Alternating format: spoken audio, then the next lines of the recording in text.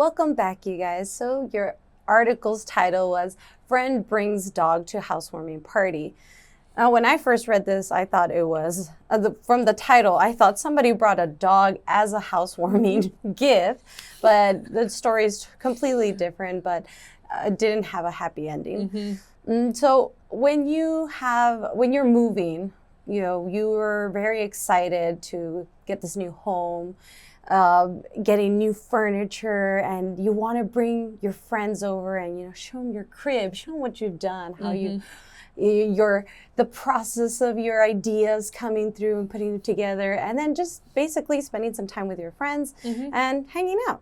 So there's a site, Reddit, where there's a subreddit title called AITA, which is Am I the A-hole? And people go on there to tell their stories and get opinions from anybody who's using this app. And in the story, the writer was talking about how they had a housewarming party. And everybody came, it was great. One of the friends, a TOEIC group classmate, maybe from Pagoda. Maybe. Maybe. They were invited, they brought their own dog. And much to the surprise of the hosts, they weren't invited. This canine did not receive an invitation. And unfortunately, the host had a weak stomach, and she felt that having a dog in the house with, the dander would be shedding, she really didn't want this. And she even suggested to the pet owner to maybe put it on a leash and set it out in the foyer, but the pet owner just couldn't tolerate that, and she left crying, saying that it was really not cool the way she was treated just because she brought her dog. And after this whole fiasco, she ended up blocking and unfriending the host from all these platforms. And so the host ended up going on to Reddit and writing for Am I the A-hole, and asking, well, am I the A-hole? And was I the one in the wrong, or was she the one in the wrong? Right, but most people came to support her and say that no, the person bringing an uninvited guest, which is of another species, they're in the wrong. So yeah, it's quite wild to just believe that if you're a dog person, everyone's a dog person. Right, because they have no idea what about the other guests if they have some allergies or they just don't like pets. So you have to keep that in mind. And I've recently moved, but I'll ask you, in your experience, what's the hardest part of moving? Oh, I hate packing my stuff, because it's the same as packing your suitcase before you go on vacation. I always do it as last minute as humanly possible, because I know whatever I put in my case, I will suddenly need. Yeah. It's just the laws of physics for me. And so it's the same when you're packing, because you have a lot of stuff in your house, you have to do it slowly over a long period of time. I guarantee that maybe a week later, the thing that I want is at the bottom of a box that I can no longer find. And so for me, that's the hardest part. I don't really have an emotional attachment to the places that I've lived. So thankfully, I don't have that kind of, I don't want to leave, that kind of thing. It's just the inconvenience of trying to find my belongings at the bottom of a box. Right. How about you? I agree. So like I said, I recently moved last week, and just yesterday I found all my underwear. It was applied for me the last week when I had to go to work, and I was scrambling, looking through boxes, trying to find clothes. And I was coming to work with mismatched clothes, things that didn't go well together because I just... Two different patterns. Yeah, exercise clothes and slacks, and people are like, "Are you okay?"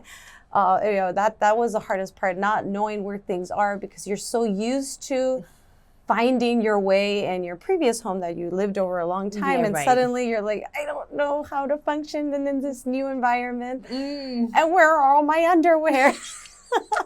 So yeah, that has been the hardest part of moving for me. I think you need to label your boxes better, just in the future. Underwear. What is eventually I will have a housewarming party once I clean everything, which I'm almost there.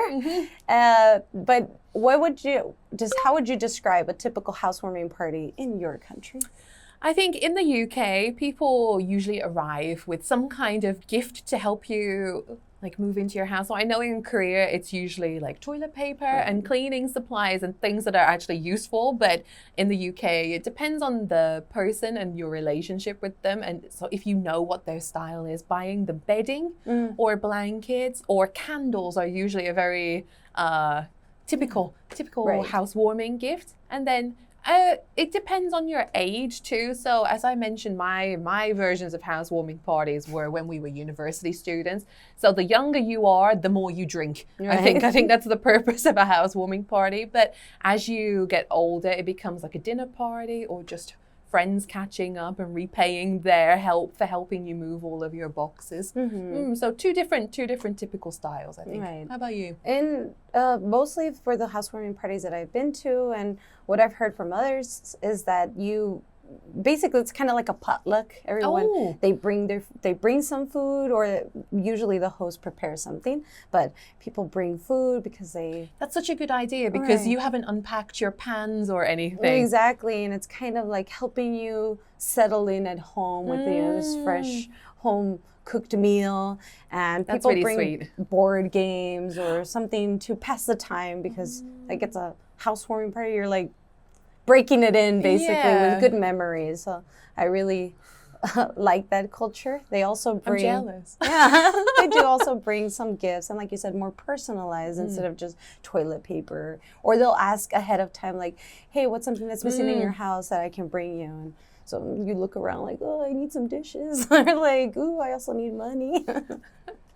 Well, we hope you enjoyed this article, and the vocabulary is there for you to use. Please make sure to use it in your day-to-day, and we'll see you in the next article.